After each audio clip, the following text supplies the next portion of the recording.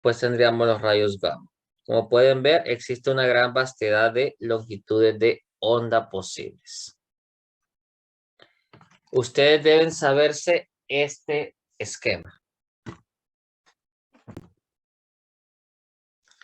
Vamos a hacer este pequeño ejercicio. Utiliza rayos X para tomar unas radiografías dentales.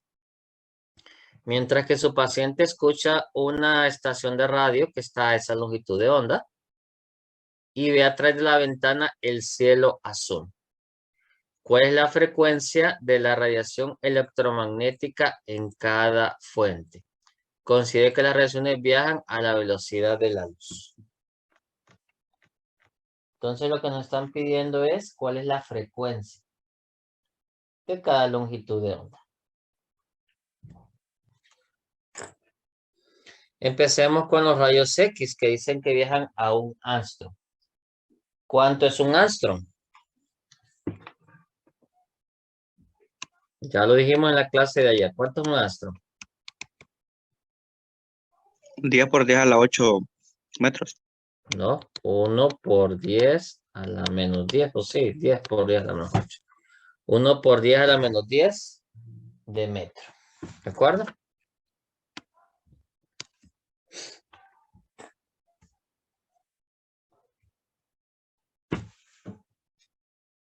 Correcto. Entonces nosotros tenemos la ecuación de la velocidad.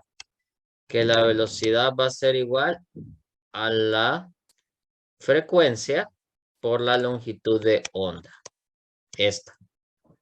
Y tomando como velocidad la velocidad de la luz, podemos despejar esto. Entonces, para el primer ejercicio yo voy a tener 3 por 10 a la 8 metros por segundo. Es igual a lambda, que era igual a un angstrom. 1 por 10 a la menos 10 por nu. Entonces, ¿cuánto vale nu en este caso? Despéjenlo, por favor.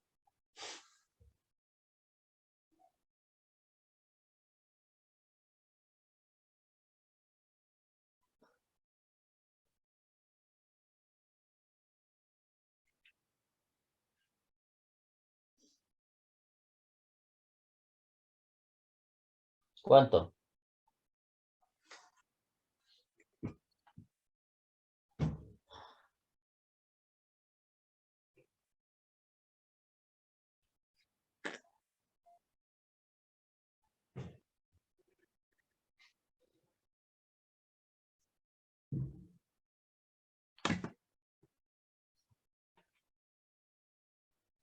Da 3 por 10 a la 18.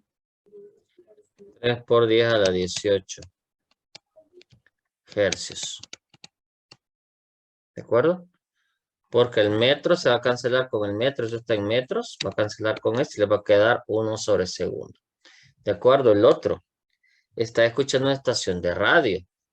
Entonces vamos a tener siempre 3 por 10 a la 8 metros por segundo. Pero vamos a tener 325 centímetros pasados a metros. Que eso sería igual a 3.25 de metro multiplicado por no. ¿Cuánto valdría este no?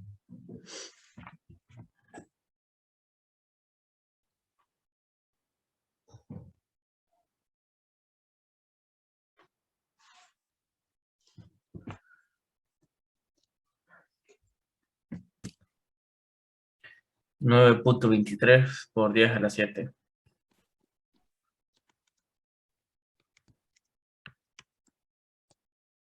Y finalmente tendríamos el cielo azul, que se encuentra, vamos a ver, ya perdí el dato, 473 nanómetros. Sabiendo que 473 nanómetros es tener 473 por 10 a la menos 9 de metro multiplicado por no. ¿Cuánto me valdría no?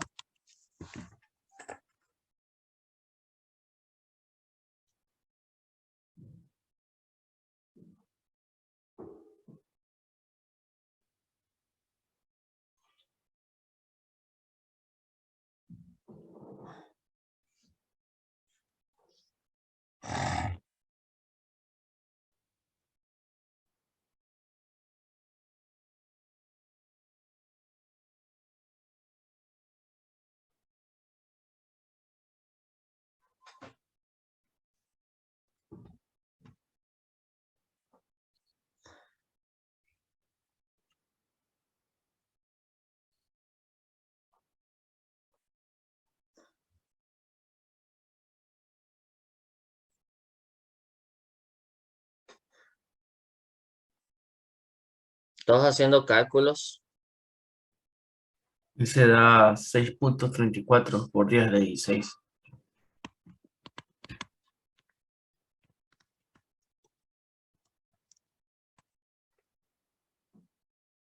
De acuerdo. Vamos a comenzar hablando acerca de la diferencia entre energía y materia. ¿De acuerdo? Porque yo les he dicho que se considera la radiación electromagnética o la luz que como que tiene carácter dual. Ya hemos visto que la luz es una longitud de onda que viaja a diferentes velocidades a través de diferentes medios. Vacío, aire, agua, cuarzo y otros. Por lo tanto, nosotros consideramos que la luz cuando pasa a través de un límite genera un cambio. Ese fenómeno se llama refracción. Cuando una longitud de onda choca contra una frontera con propiedades diferentes como el aire y el agua, genera un cambio en su dirección o un ángulo de desviación. Ese ángulo va a depender de la materia que esté acá al lado de la frontera. ¿De acuerdo? Esa es una propiedad característica de la luz. Hay otra propiedad que se llama difracción, en el que también existe una desviación y un cambio en la energía. Pero ya vamos a hablar un poco más acerca de estas propiedades. Muy bien, vamos a hablar de la naturaleza corpuscular de la luz. ¿De acuerdo? Existían tres fenómenos relacionados con la materia y la luz, especialmente confusos en el siglo, al inicio del siglo XX. Era la radiación de cuerpo negro, el efecto fotoeléctrico y el espectro atómico. Estos fenómenos requirieron una nueva forma de redefinir la energía y algunos principios. ¿De acuerdo? Aquí tenemos algunas ideas acerca del cuerpo negro.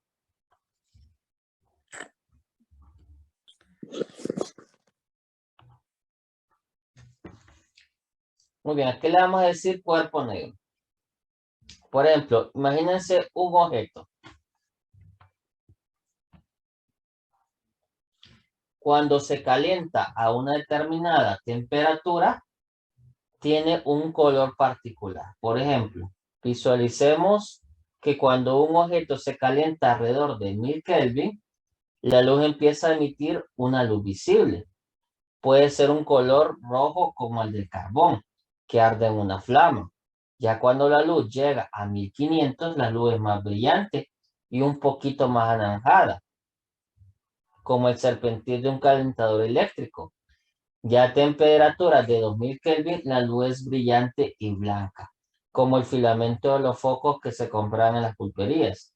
Estos cambios en la intensidad de la luz emitida se conforman y se calientan en un objeto con características, y esto se le conoce como la radiación de un cuerpo negro. Aquí podemos ver esa idea. Ahora los focos tienen en sus especificaciones el color según grados Kelvin. Por ejemplo, miren un 1000 Kelvin, que es como el color que dije, lo que les acabo de leer, que habla de un color rojo como el carbón. Ya 2000, amarillo, 3000, así. Ya tenemos luces como regiones blancas de 5000 a 7000 Kelvin. Y ya a 10.000 Kelvin, un color azul o luces frías. ¿De acuerdo? Este es el fenómeno del cuerpo negro. Según la temperatura, emite un color particular. Y aquí podemos verlo contra un gráfico de la intensidad lumínica en función de la temperatura. Como podemos ver, entre más alta sea la temperatura, más intensidad del brillo va a tener. ¿De acuerdo?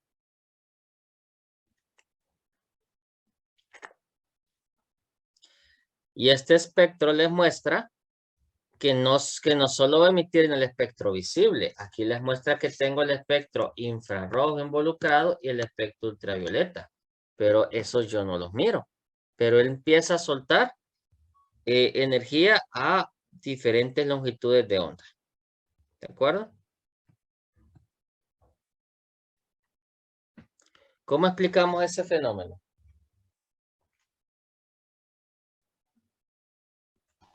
Bueno, en 1900 el físico alemán Max Planck, que es el que está en esa fotografía, empezó a hacer análisis de unos datos y él se encontró con algo muy curioso. Se encontró con esto, que lo voy a rayar aquí. Él encontró que la longitud de onda y la energía, vamos a hacer aquí longitud de onda y energía, podía explicar algunos puntos. Él hizo algo así.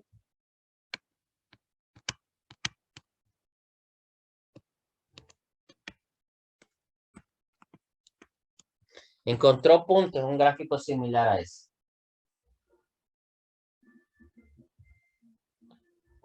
¿Qué podemos ver con la longitud de onda?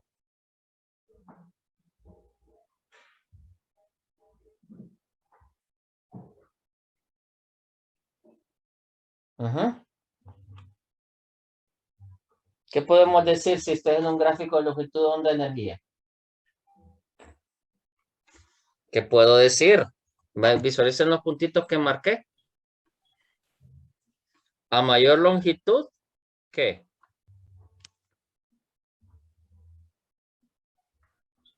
Una frecuencia. Menor energía. A menor longitud,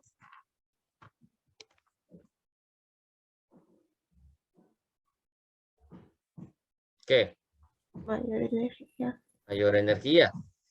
Entonces, él, para tratar, recuerden que a veces los científicos formulan, realmente la ciencia debería ser así. Ustedes creen que algo es así y generan una teoría o una fórmula, ¿de acuerdo? Así debería ser el desarrollo experimental. Después ustedes van a hacer datos que avalen o contradigan su teoría y su fórmula, ¿de acuerdo? Y ya después de que tienen eso, si les toca reformular su teoría y su fórmula, lo vuelven a hacer y vuelven a hacer el experimento. Así es el método científico. Pero estamos en esta cuestión, el señor Planck hizo un poquito de trampa. Él lo que hizo fue redefinir o definir su teoría y su fórmula, pero después de haber analizado este conjunto de datos. Y él estableció que la energía es igual a menos N H no. Donde E es energía de la radiación, N es un número positivo, que va a ser un número cuántico, que lo miraremos más adelante, y H es la constante de Planck vale 6.626, esa la tienen que saber, 6.626 por 10 a la menos 14 joules por segundo. Apúntenla.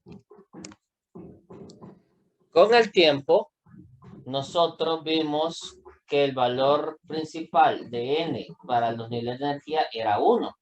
Entonces se quitó ese N que está ahí. ¿De acuerdo? ¿Y esto qué planteó? Que la energía es directamente proporcional a la frecuencia. Entre más frecuencia tenga una longitud de onda, más energía va a poder emitir o dar. ¿De acuerdo? Entonces él estableció que E es igual a H no.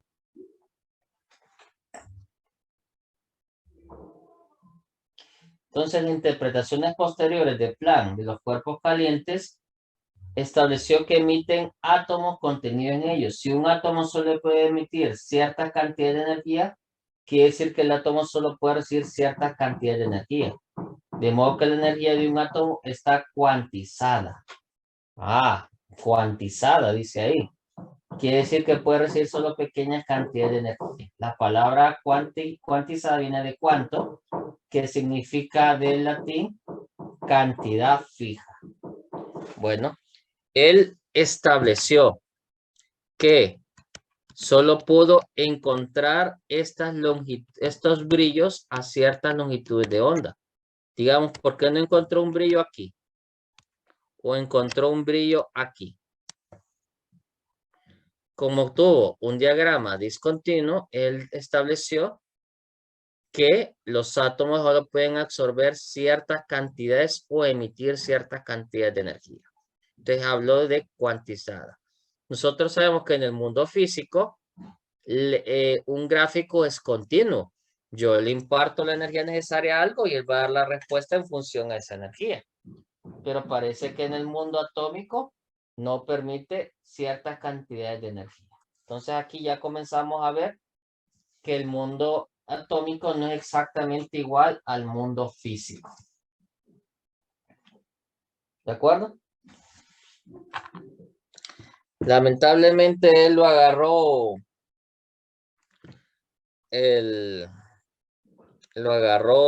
lamentablemente él era un físico alemán, le tocó vivir en la época que estuvo Hitler.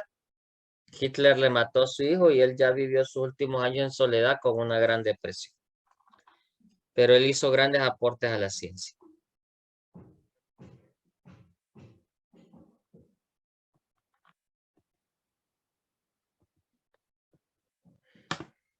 ¿Conocen a ese señor? Albert Einstein. Albert Einstein. Bueno, vamos a hablar del efecto fotoeléctrico. Antes de Planck, se pensaba, ¿qué es el efecto fotoeléctrico? El efecto fotoeléctrico es lo que actualmente genera los paneles solares. Los paneles solares generan, a través de recibir radiación solar y a través del material, generan que se produzca la liberación de electrones. Y esos electrones tienen un movimiento y son captados en un colector o un condensador que produce la corriente eléctrica. ¿De acuerdo? ¿Qué sucedía antes de Planck y Einstein? Se suponía que el efecto fotoeléctrico no se podía explicar por completo, porque se consideraba el modelo ondulatorio. El flujo de corriente, cuando se irradiaba con una luz monocromática con suficiente energía, permitía la existencia de corriente eléctrica, que no era un misterio. Pero, por ejemplo, se esperaba que si yo irradiaba, por decir algo, imagínense que yo vengo y irradio con este foco, una placa de hierro, y vengo y irradio con este foco una placa de hierro.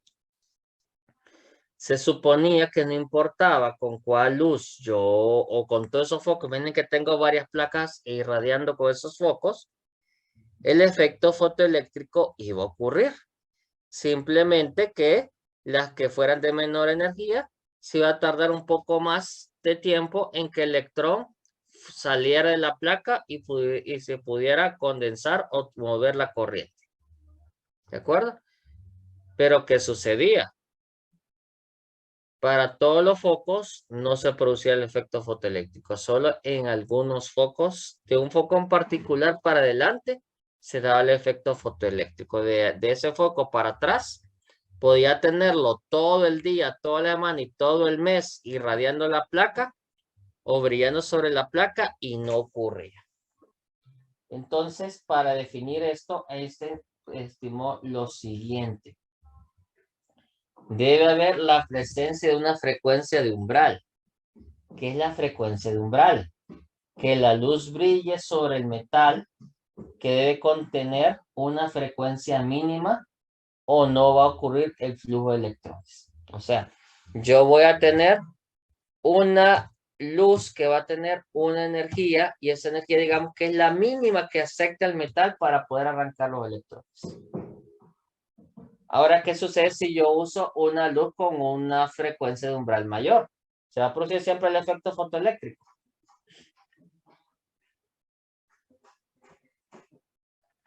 Para decirlo de esta manera, digamos que yo determiné que este foco me produce efecto fotoeléctrico. ¿Los focos de aquí en adelante me producirán el efecto fotoeléctrico, sí o no?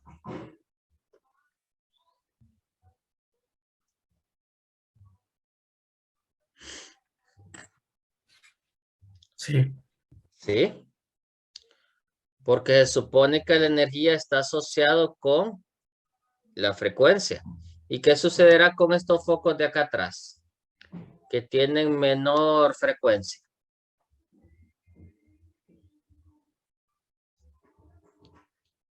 ¿Producirán el efecto fotoeléctrico?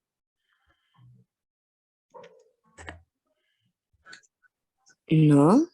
No, porque antes se pensaba que los átomos eran como baterías. En algún momento se iba a acumular la energía necesaria para liberar los electrones, pero ya se vio que no es así. Entonces debe haber una frecuencia de umbral mínima. Y también tiene que haber la ausencia de intervalo de tiempo, que es lo que yo les decía, que los materiales no son baterías. Entonces, Einstein llevó la idea de Planck de la energía empaquetada y propuso que la luz en sí mismo emitía partículas o cuantos de energía a los cuales él llamó fotones. Y esos fotones son los que permiten al chocar con el metal el efecto fotoeléctrico. ¿De acuerdo? Entonces aquí tenemos que la luz viene y choca con las partículas y libera electrones. Y esos electrones son los que me van a dar una señal eléctrica. ¿De acuerdo?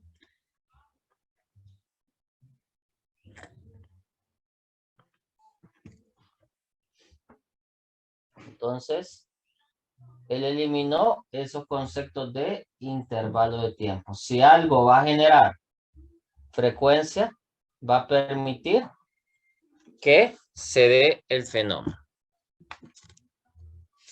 Y aquí podemos ver lo siguiente. Tenemos una luz roja de baja frecuencia. Tenemos una muy intensa y una poco intensa. Les dice que no extrae electrones. Ahora tenemos una poca que genera el efecto fotoeléctrico. Esta sería la de umbral mínimo o de mínimo umbral. Esta generó efecto fotoeléctrico. Liberó electrones. Y si yo uso unas más intensas, va a liberar más electrones.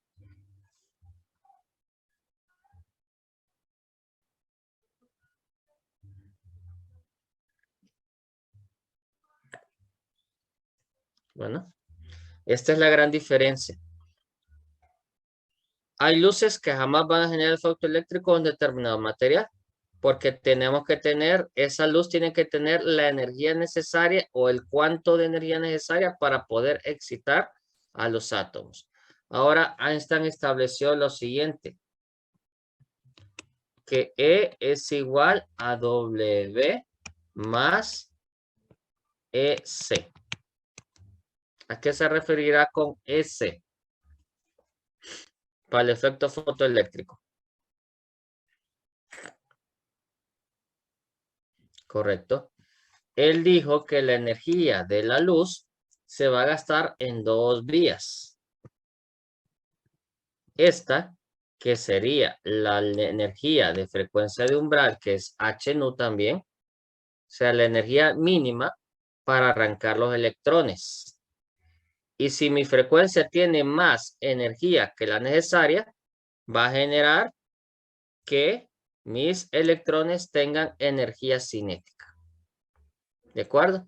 Cuando yo uso la mínima energía, solo está W.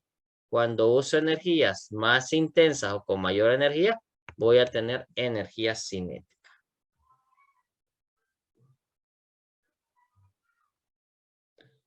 Otro fenómeno que no se podía explicar a totalidad, permítanme, voy a tomar asistencia.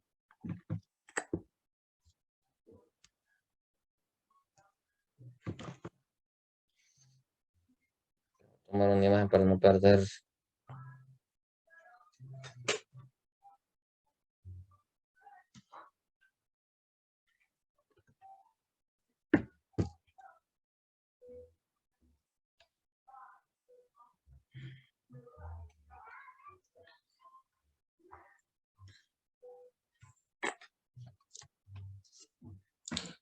Otro fenómeno muy interesante era el siguiente.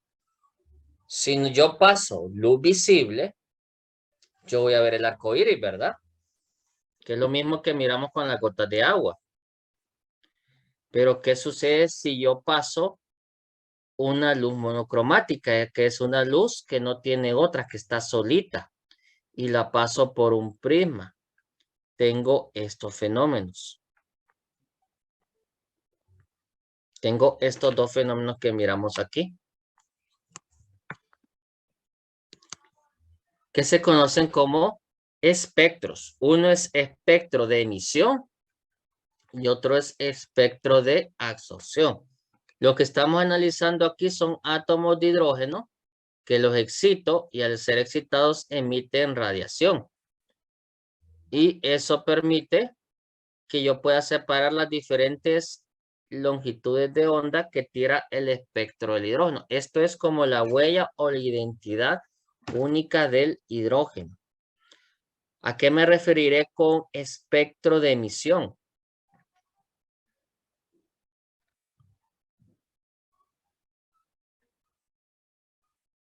Esto se llama espectro de líneas.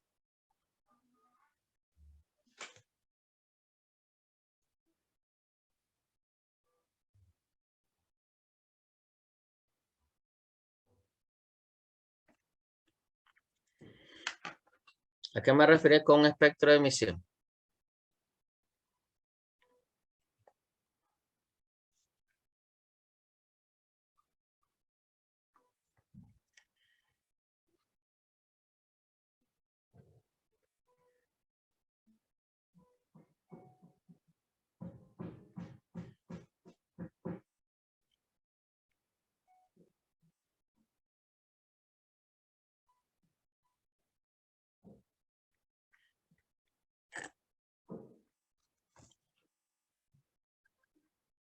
Bueno, leamos esas partes que dice emisión atómica. La luz emite una muestra de átomos de hidrógeno excitados o de cualquier elemento que hace pasar a través de un prisma y se separa en sus diferentes longitudes de onda. Así, un espectro de emisión es un registro fotográfico de las longitudes de ondas separadas que recibe el nombre de espectro de líneas.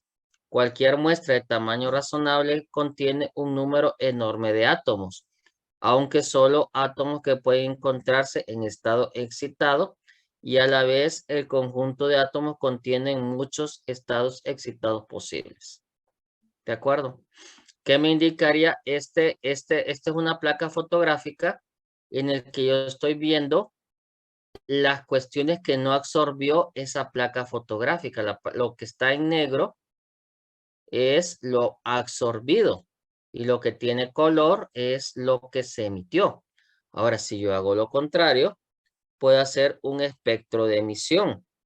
Cuando hago pasar luz, la luz de la sustancia a través de hidrógeno no excitado y luego a través de una rejilla o prisma.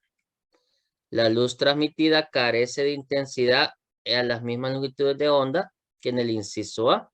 Y el espectro de absorción que se registra es también un espectro de líneas. Y es el negativo del anterior. Entonces, como pueden ver, en el primero la muestra es excitada a través directamente y en el otro es excitada indirectamente. Como pueden ver, lo que aquí tenía color, ahora aquí está negro, ¿lo ven? Lo que aquí era negro, ahora aquí tiene color. Es el opuesto. Pero lo que me interesa es, ¿por qué no es como el arco iris? ¿Por qué no tengo una franja de colores continuos? Porque tengo espacios.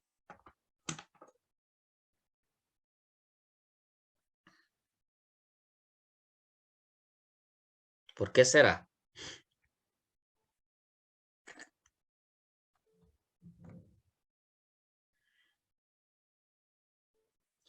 Bueno, esto muestra y da a entender las ideas de Planck y los aportes de Einstein que la materia a nivel atómico es cuantizable.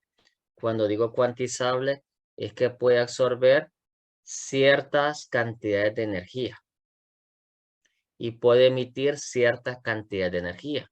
¿Y qué tiene la energía? ¿Qué es la energía?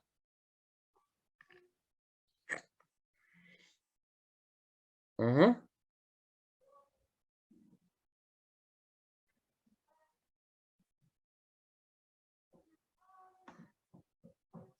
¿Qué es la energía?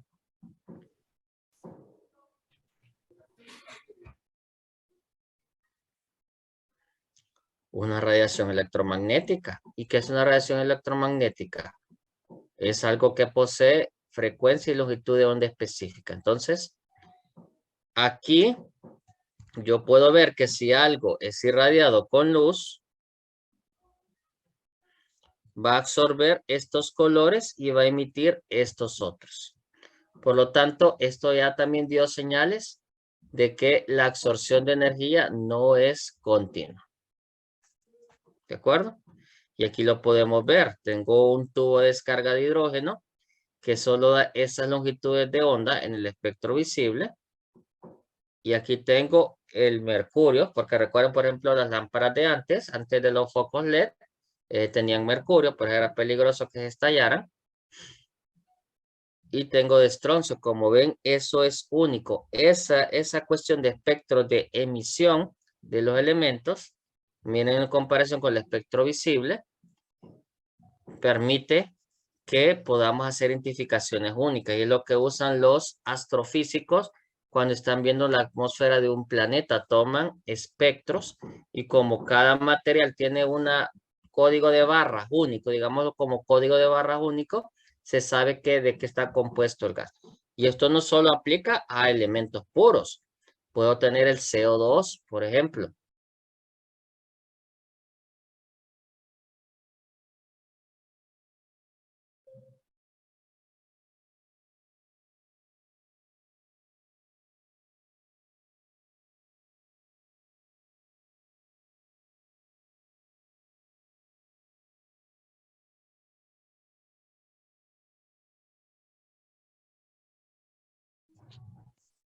Hola de nuevo. Entonces, como les estaba diciendo, los astrofísicos utilizan los espectros para identificar los componentes. Por ejemplo, decía que esto no solo aplica a elementos puros. Por ejemplo, ustedes han escuchado que hay defensores que dicen que el efecto invernadero o el calentamiento global es culpa del ser humano por las emisiones de CO2, por culpa del ganado extensivo que pues, se mantiene para nuestra alimentación, porque eso genera metano.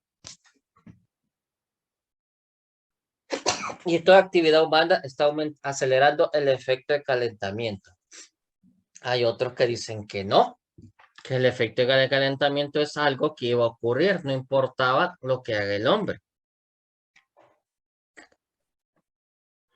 Pueden, y que por ejemplo el efecto de calentamiento global se debe a las liberaciones de metano de pozos de metano submarino y a las erupciones volcánicas.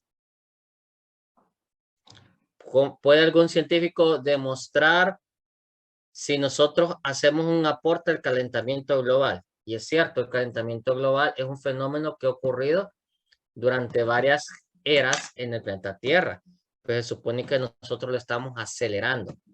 ¿Podrá algún científico demostrar qué grupo tiene la razón?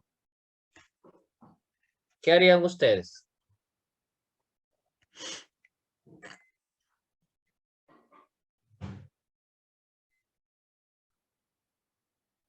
¿Mm? ¿Qué harían ustedes?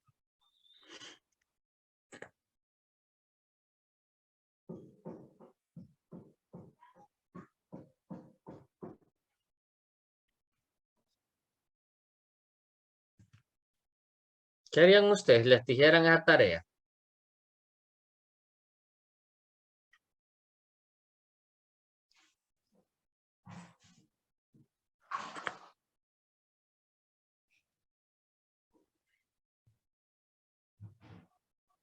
Nada. Bueno, sucede algo curioso. El CO2 que nosotros inhalamos, los seres vivos, las vacas y todo, es muy diferente al CO2 que se produce en las erupciones volcánicas o las erupciones. ¿Por qué? Porque veremos más adelante en este parcial que a veces yo puedo tener moléculas que son, yo puedo darle el nombre de dióxido de carbono, pero tienen alguna diferencia en su forma. Varían en su forma, en su geometría. Y eso hace que actúen un poquito diferente en algunas cosas. ¿Y en qué eso actúan? Que el CO2 volcánico tiene unas líneas de emisión diferentes a las del CO2 de los seres vivos. Y gracias a ello se ha demostrado científicamente en mediciones que hay más CO2 de origen de seres vivos en la atmósfera que de las erupciones volcánicas. Entonces, conclusión, nosotros estamos acelerando el proceso. Y también el CO2 de quemar combustibles fósiles tiene una marca particular. Entonces, respiración más combustibles fósiles es mayor que el CO2 que suelta un volcán.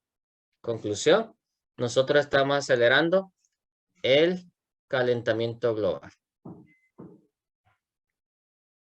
¿Y cuál va a ser el resultado del calentamiento global? ¿Alguien sabe?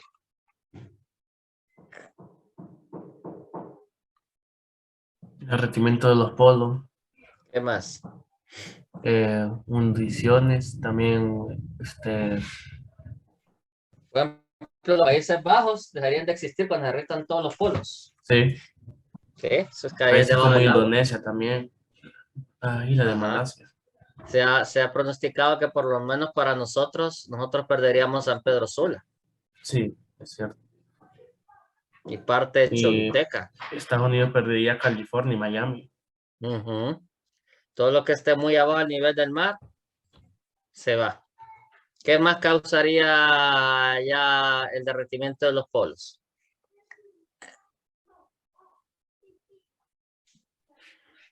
¿O qué más causaría que la temperatura promedio del planeta suba 1 grado, 2 o 3 grados?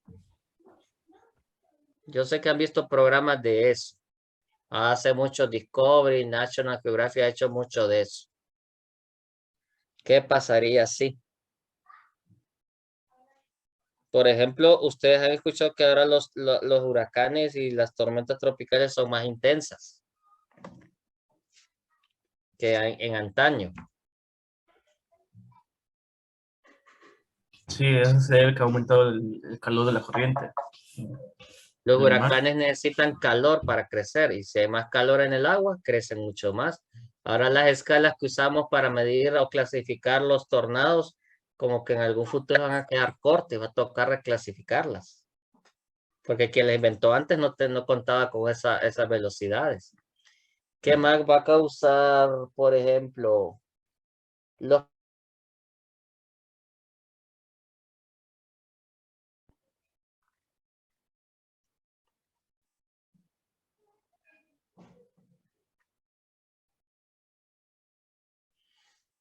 Por ejemplo, partes de Asia, partes de Rusia que son extremadamente fríos? Por ejemplo, estaba viendo un lugar en Asia que es el lugar más frío del mundo. Digamos, el lugar más frío del mundo volvería a un lugar rico, cálido y caliente. ¿Qué le pasaría a ese lugar? Ya cuando suba suficientes grados la temperatura promedio del planeta.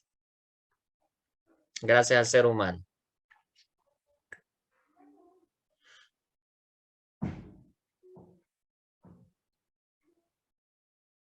¿Me creerían si les digo que se volvería más frío?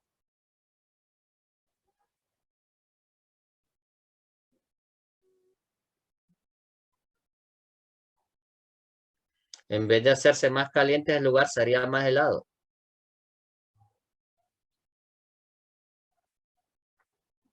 ¿Por qué será eso?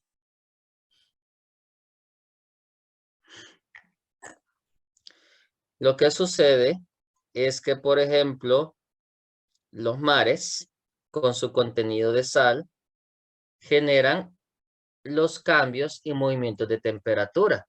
Y los cambios y movimientos de temperaturas fomentan también a través de la exposición de la rotación, generan los cambios de temporada. Eso de invierno, verano, primavera, otoño. Ya cuando se diluya mucha agua dulce en el agua salada, va a bajar esa fuerza electromotriz. Y lo que va a causar es que las épocas o las estaciones del año se quedaran estancadas más tiempo. Para Honduras se planifica que nosotros nos vamos a convertir en una zona árida. No sé si ustedes han visto ahorita la crisis que hay en California, creo, que no tienen agua. También algunos estados de México, que no hay agua.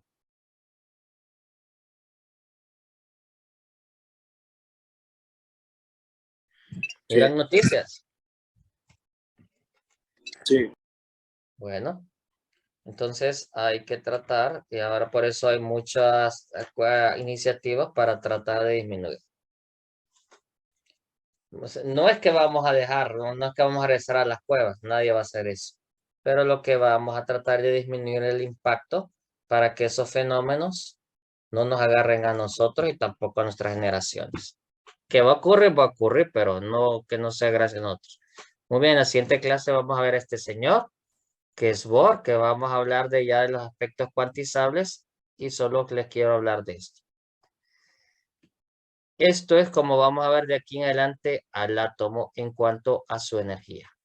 Estos niveles o series que miramos aquí van a ser niveles energéticos. O sea, el átomo va a poder absorber energía aquí, aquí, aquí, aquí y aquí.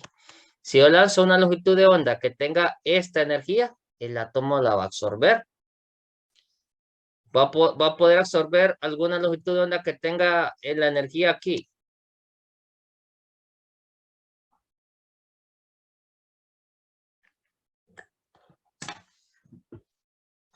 Imagínense que yo tiro una luz a un material y yo le estoy dando energía, pero el nivel cuantizable de esa energía cae aquí. ¿El átomo la va a poder absorber, sí o no?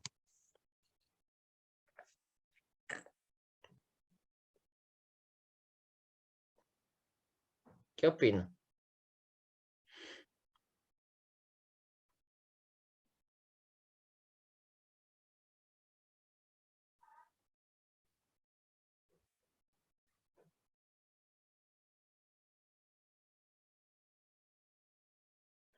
Bueno, les dejo esa duda. Por favor, todos a leer el capítulo 7 de Todo al Todo.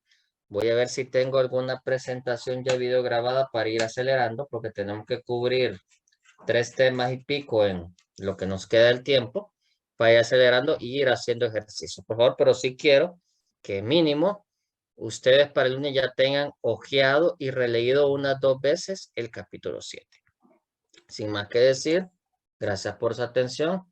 Nos miramos en la siguiente clase. Feliz tarde a todos. Gracias.